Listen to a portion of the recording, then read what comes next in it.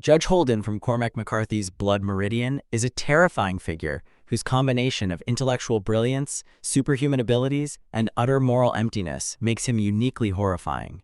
Standing nearly 7 feet tall, hairless, and pale, his appearance marks him as otherworldly. Judge Holden's philosophical justification for violence as the ultimate truth of existence is encapsulated in his declaration, "War is God." Holden's atrocities are numerous and chilling. He casually murders a young Apache boy, purchases puppies to kill them for target practice, and participates enthusiastically in massacres. His manipulation extends to collecting children, implying sexual abuse before murdering them. During the Glanton Gang's reign of terror, he betrays and murders its leader, Glanton. The novel's conclusion leaves his final act ambiguous but deeply disturbing. What separates Judge Holden is his philosophical framework. He believes war is humanity's natural state, famously stating, "War endures," as well as men what they think of stone. His scientific ledger, where he documents and destroys specimens, reflects his belief in mastery through annihilation. Holden's supernatural abilities, speaking every language, displaying superhuman strength, and appearing in impossible places, add to his terror. His assertion, he says that he will never die, cements his immortality. Holden represents violence not as a means to an end, but as the fundamental nature of existence. His combination of intellectual brilliance, philosophical justification for atrocity, possible supernatural nature, and lack of moral restraint makes him a uniquely terrifying figure, one who suggests that violence might be the ultimate expression of the natural order. Kefka Palazzo from Final Fantasy VI subverts the trope of the dignified villain, presenting a chaotic nihilist motivated by destruction. His appearance and maniacal laughter create a disturbing dissonance. Initially appearing as comic relief, Kefka's sadistic nature quickly emerges. Kefka poisons the water supply of the kingdom, laughing maniacally. Capturing the Esper Ifrit, he tortures and drains its magical energy. He burns the entire city of Thamasa, killing innocents. At the floating continent, he betrays and murders Emperor Geshtal, causing the cataclysm. After becoming a god, Kefka creates Kefka's Tower from civilization's debris. He captures and tortures Espers, causing the extinction of an entire magical race. Throughout the world of ruin, he unleashes twisted monsters. Kefka's transformation follows his psychological deterioration, culminating in his final form, a fallen angel. He questions the hero's motivations, declaring existence meaningless.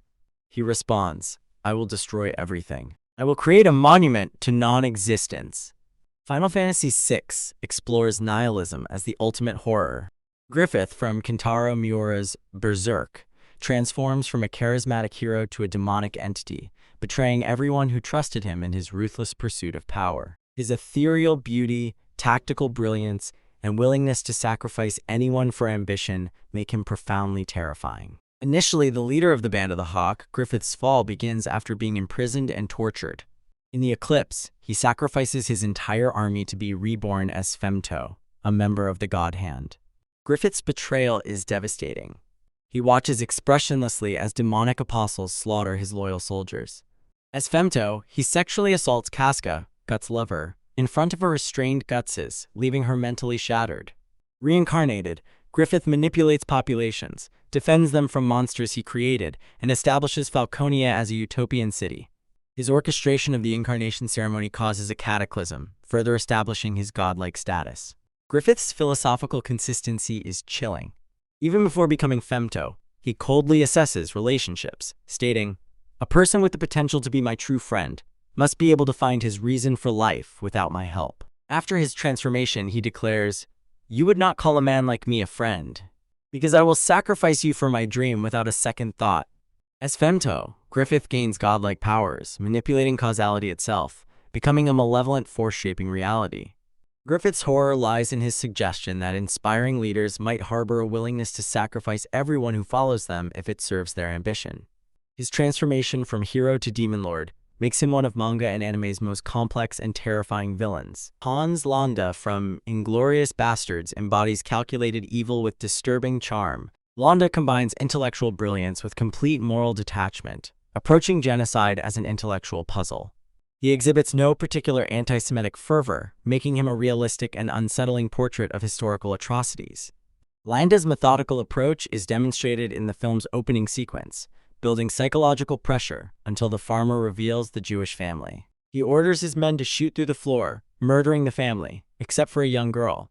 Landa orchestrates the murder of Bridget von Hammersmark, strangling her after logical deductions.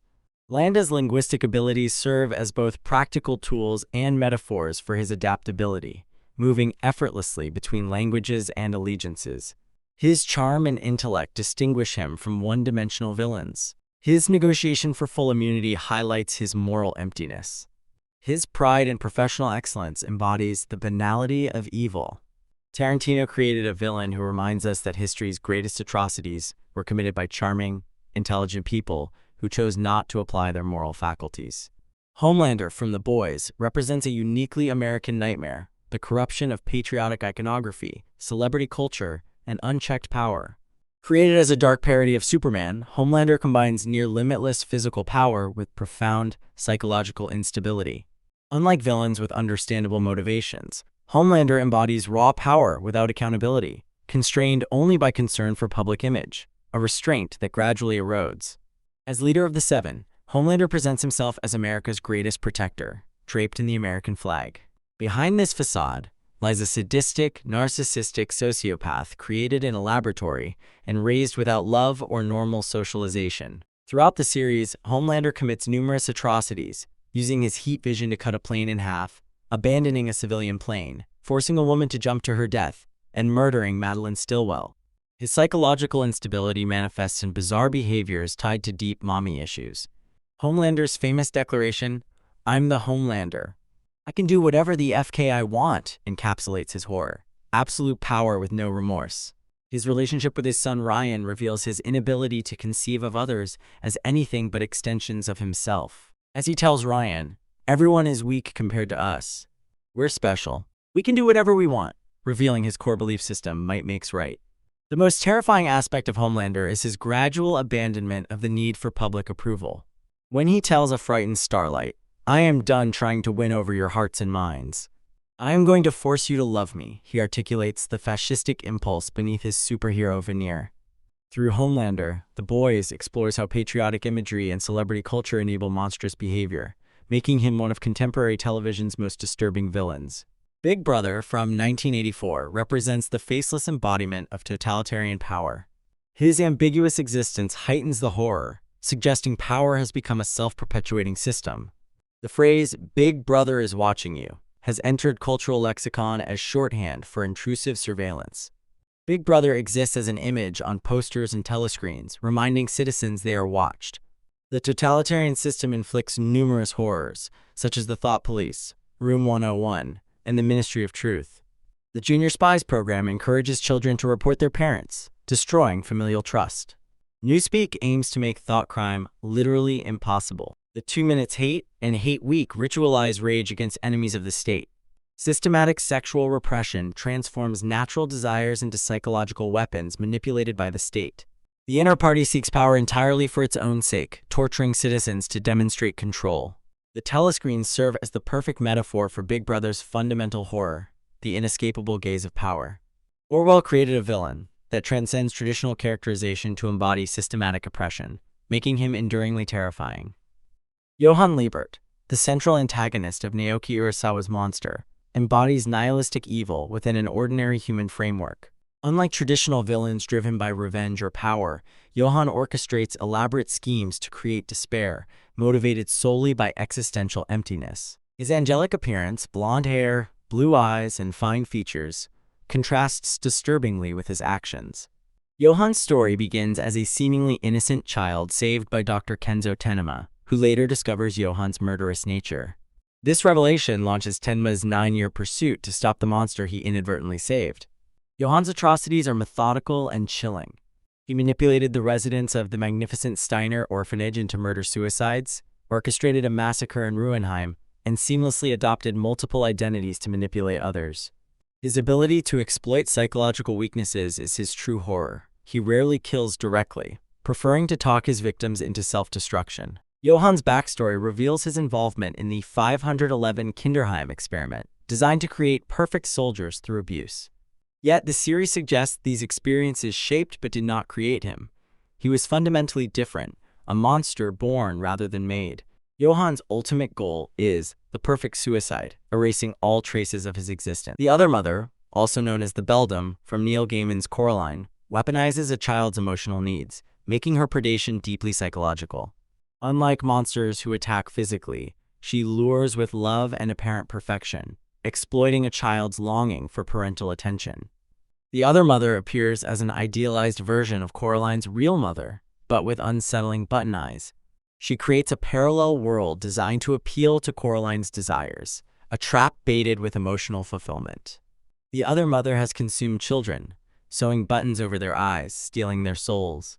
Her true form emerges as her patience wanes, her skin becomes white, fingers needle-like claws, and her body spider-like. When Coraline refuses, the other mother imprisons her parents inside a snow globe.